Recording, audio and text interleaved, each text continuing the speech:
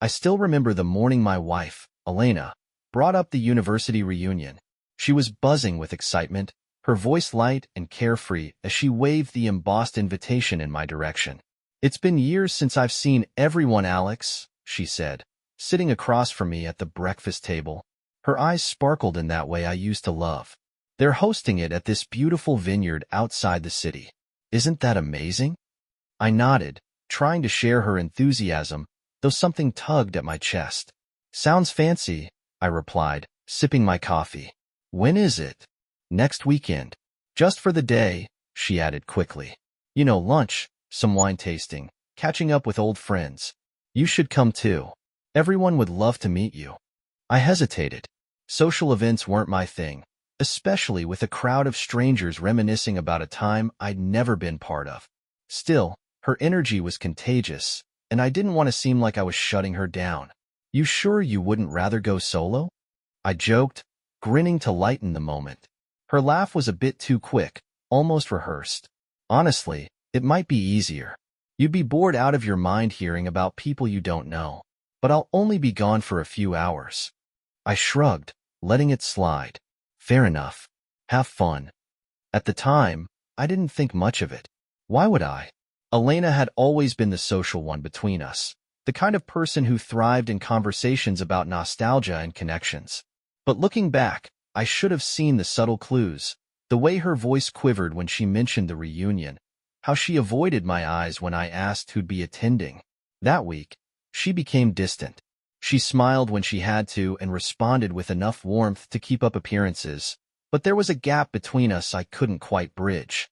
On the day of the reunion, I kissed her goodbye, feeling the coldness of her cheek against mine.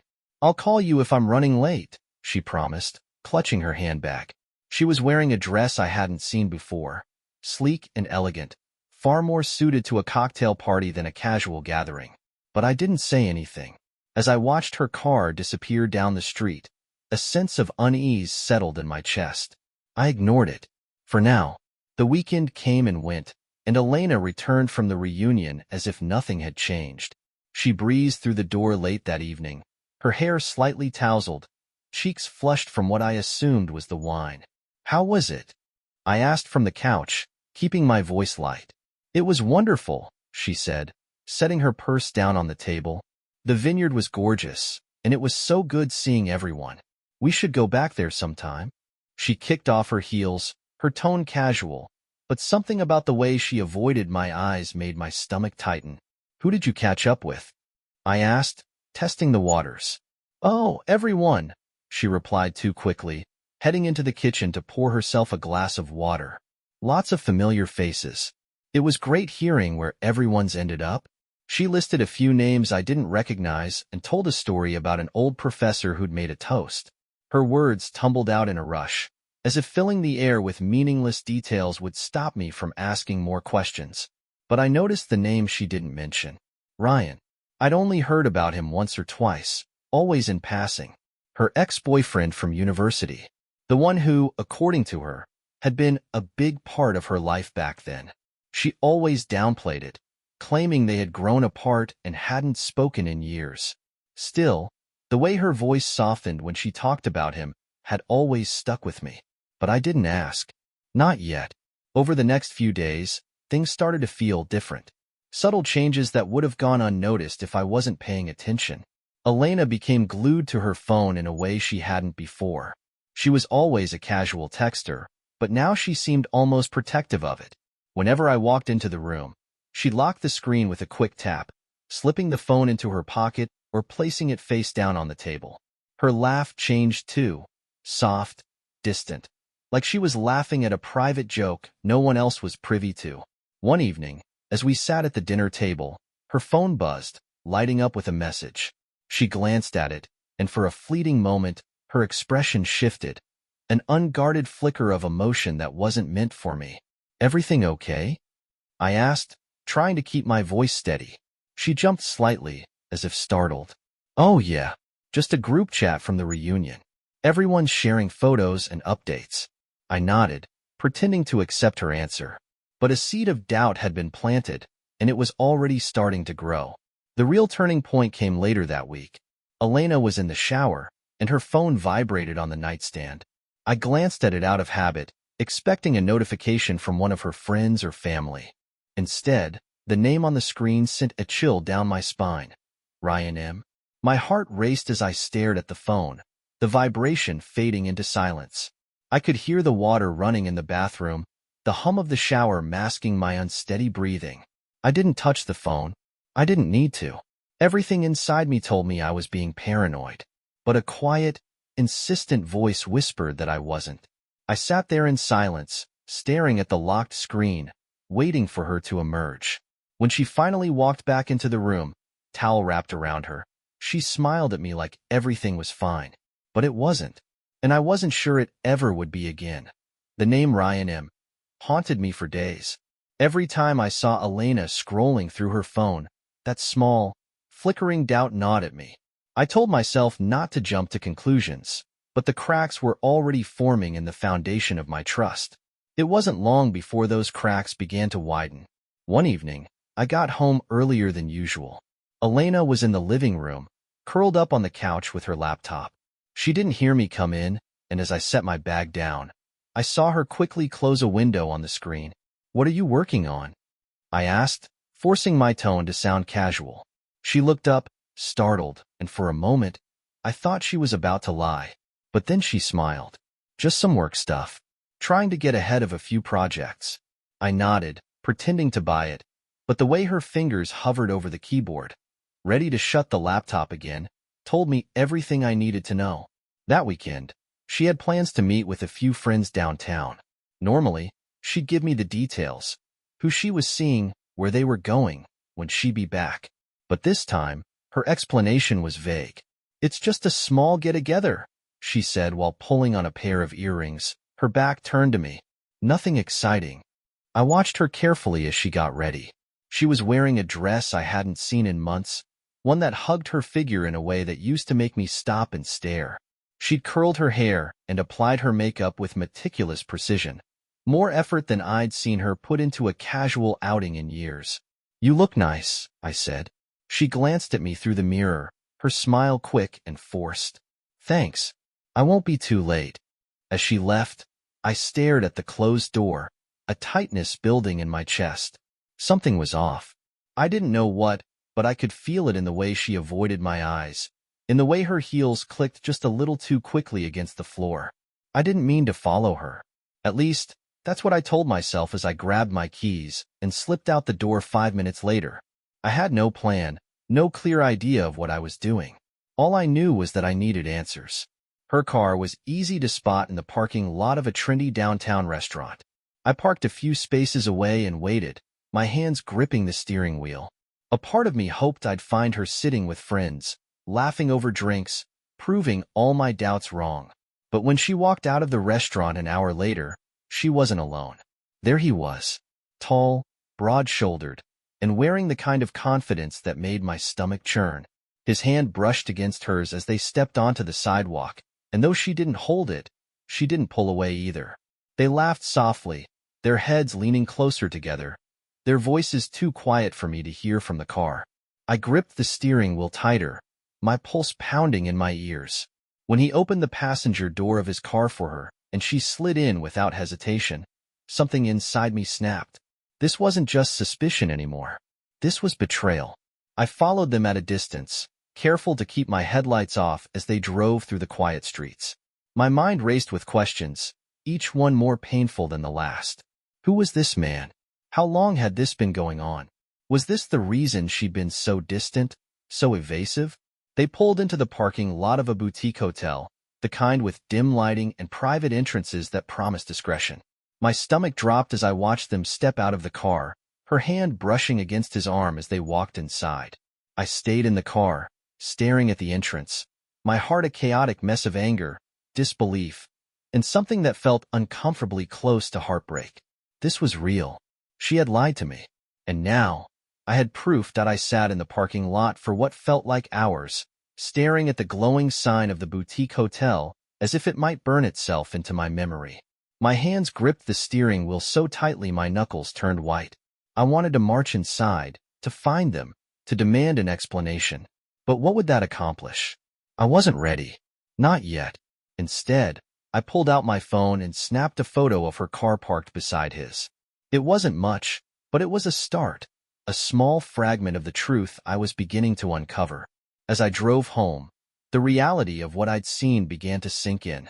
Elena wasn't just distant or distracted. She wasn't busy with work or caught up in some innocent nostalgia from the reunion. She had crossed a line, one that shattered the foundation of our marriage. The house felt eerily quiet when I got back. I sat in the dark for a long time, staring at the photo on my phone. Questions swirled in my mind like a storm I couldn't outrun. How long had this been going on? Was it just this one man, or had there been others? And why? That last question echoed the loudest. Why? When Elena came home later that night, I was sitting at the kitchen table, nursing a cup of coffee that had long since gone cold. "You're up late," she said, surprised to see me awake. "Yeah," I replied, keeping my tone neutral. "I couldn't sleep." She set her purse down and hesitated, as if debating whether to say more. "It was a good night," she finally offered, her voice light. "Caught up with some old friends. Nothing too exciting." I nodded, watching her carefully. "Glad to hear it." She smiled, but it didn't reach her eyes.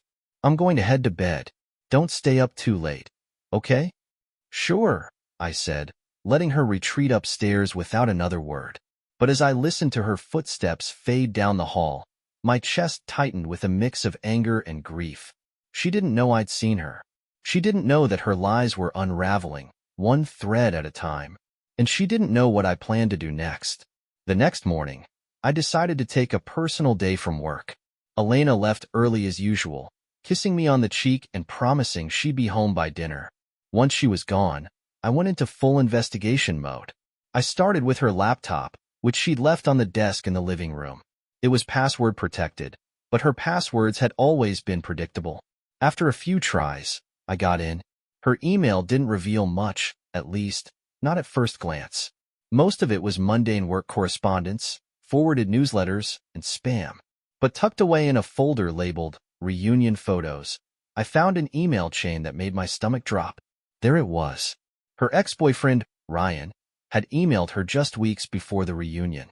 The tone was light, casual even, but it carried an undercurrent of familiarity that made my blood boil.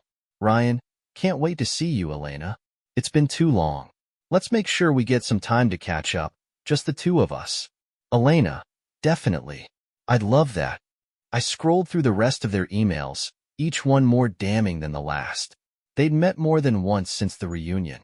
Their messages were peppered with inside jokes, reminiscing about their college days, and vague references to what could have been.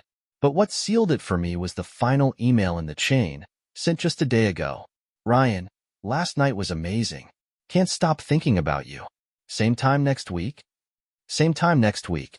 I stared at the screen, my chest tight with fury. This wasn't just a flirtation or a lapse in judgment.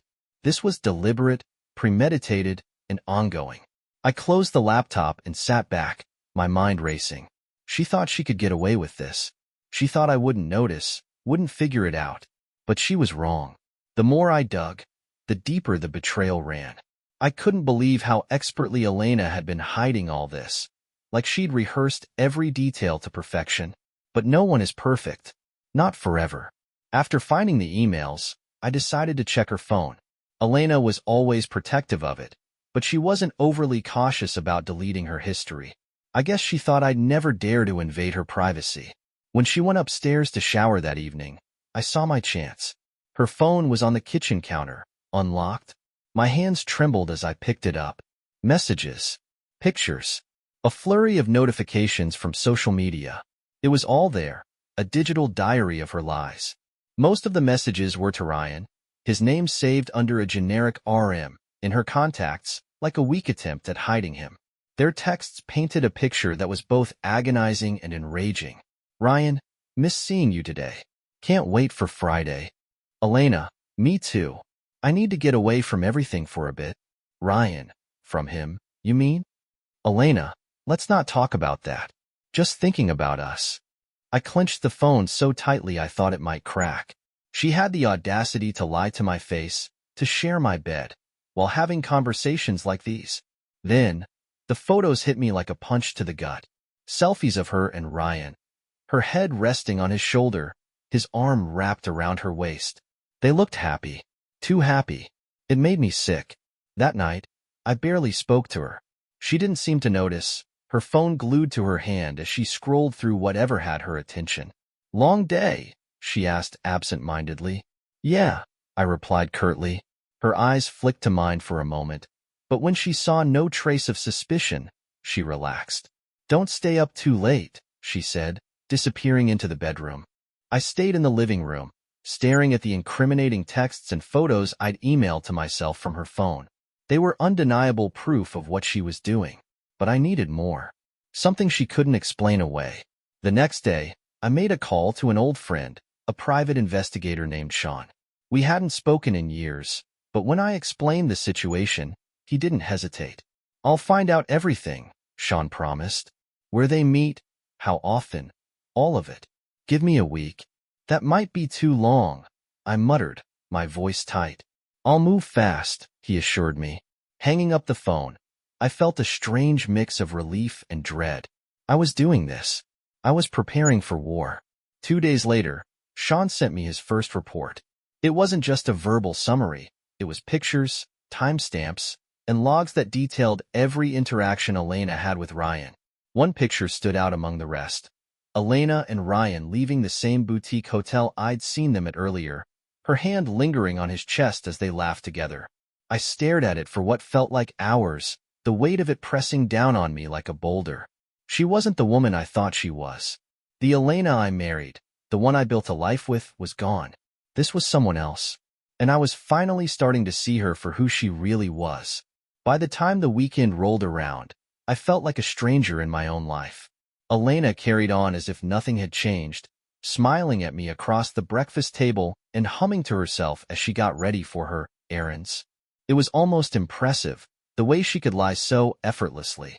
If I didn't know the truth, I might have thought we were just another happy couple, planning another ordinary day. But I knew better now. When she left that Saturday morning, claiming she'd be back in a few hours, I didn't even ask where she was going. I already knew. Sean had sent me an updated report late the night before. 10:45 a.m., Elena's car spotted leaving home. 11:15 a.m., met Ryan at a coffee shop downtown. 12:30 p.m., together at the boutique hotel. It was like clockwork.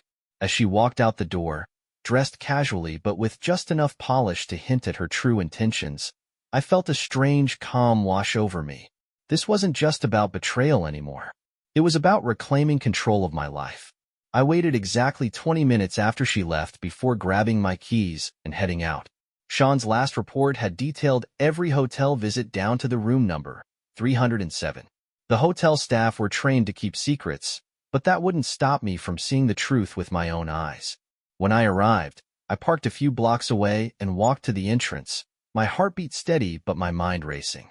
Part of me hoped they wouldn't be there, that I'd find room 307 empty, that this was all a terrible misunderstanding. But I knew better. The elevator ride felt endless, each floor a reminder of what I was about to face. When the doors opened on the third floor, the hallway was eerily quiet, save for the muffled hum of a vacuum cleaner somewhere in the distance.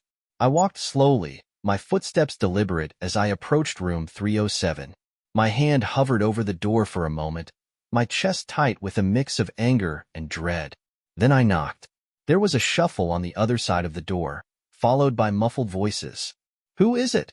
came Ryan's voice, sharp and defensive. "Housekeeping," I said flatly, my voice steady. The door cracked open, the chain still latched, and Ryan's face appeared. His expression shifted instantly, confusion giving way to alarm as he recognized me. "You," he said, his voice low. "Me," I replied coldly.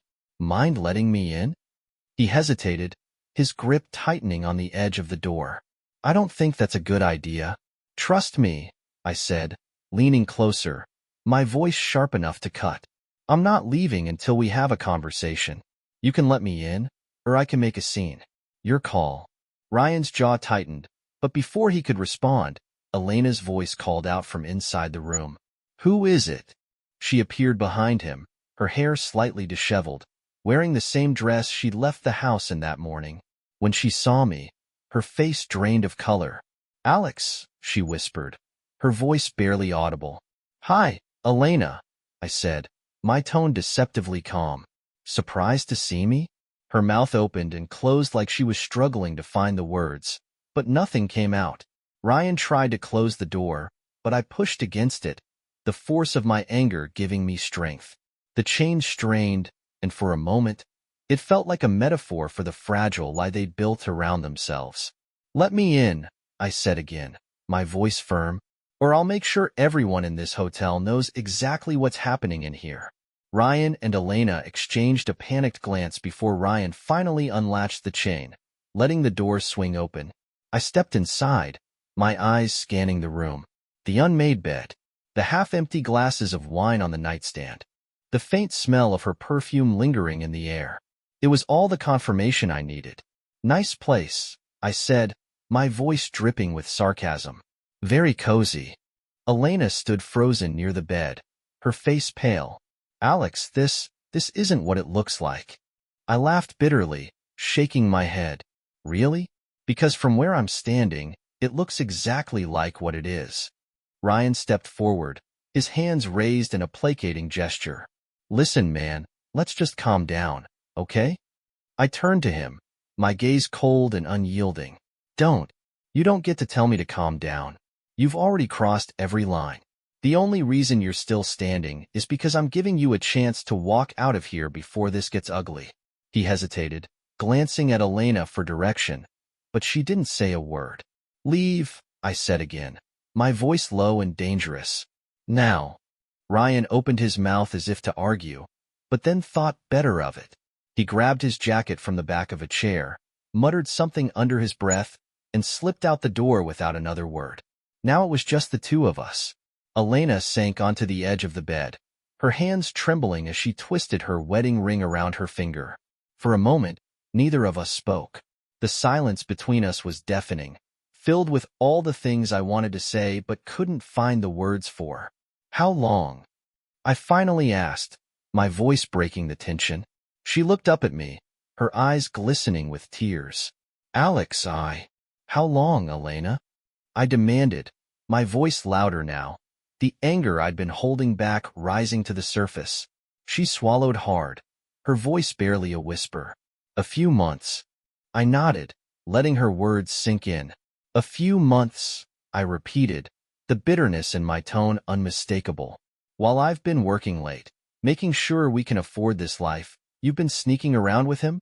"It wasn't like that," she said quickly, shaking her head. It just happened." I laughed bitterly. "It just happened? That's the best you can come up with? A relationship doesn't just happen, Elena. I gestured to the room around us, to her. "This was a choice. Over and over again, you chose to lie to me, to betray me." She stood abruptly, her voice rising as she tried to defend herself. "You don't understand, Alex. I felt so alone for so long. You've been so focused on work, on everything else, that you haven't even noticed me." My jaw clenched, her words cutting deeper than I'd expected. "Don't you dare try to blame this on me. I was working to build a life for us. For you. And this is how you repay me?" Her tears began to fall freely now, but I felt no sympathy. Not anymore.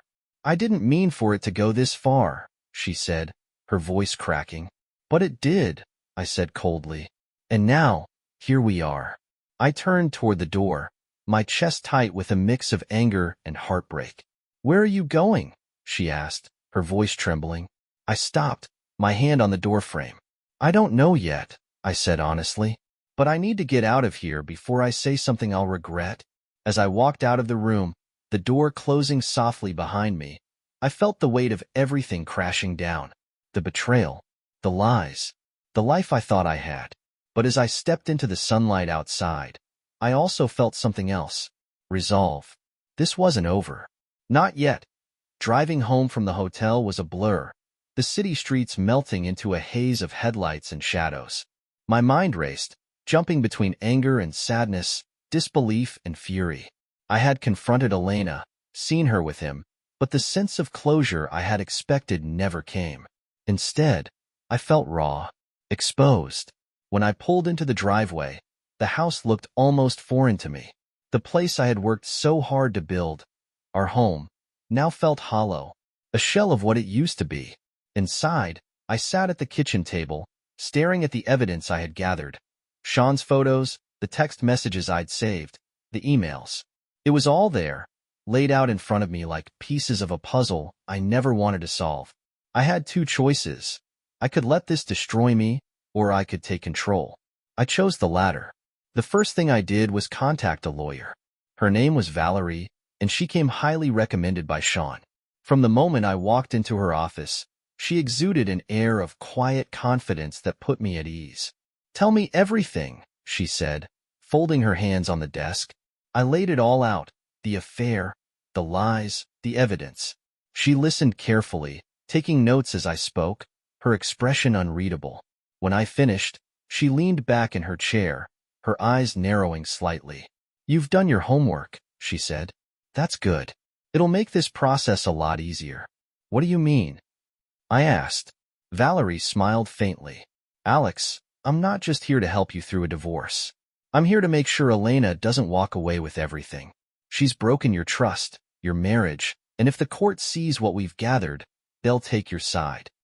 Her words were a lifeline, pulling me out of the fog I'd been drowning in. For the first time in weeks, I felt like I had an ally, someone who wasn't just on my side but ready to fight for me. "What's the next step?" I asked, my voice steady. "Gather more," she said simply. "The stronger your case, the harder it'll be for her to fight back. And Alex? Don't tell her what you're planning. Let her think she's in control." I nodded, the first seeds of a plan taking root in my mind. That night, Elena came home late again, her demeanor cautious but trying to appear normal. She greeted me with a hesitant smile, her eyes searching mine for any sign of what I was thinking. "Hey," she said softly, "I know things got heated earlier. Can we talk?" I forced a neutral expression, masking the storm brewing inside me. "Sure," I said, gesturing for her to sit at the table. She took a seat across from me, fidgeting with her hands. "I'm sorry for how things have been," she began, her voice trembling. "I know I've made mistakes, but I want to fix this. I want to fix us." I stared at her, my face unreadable.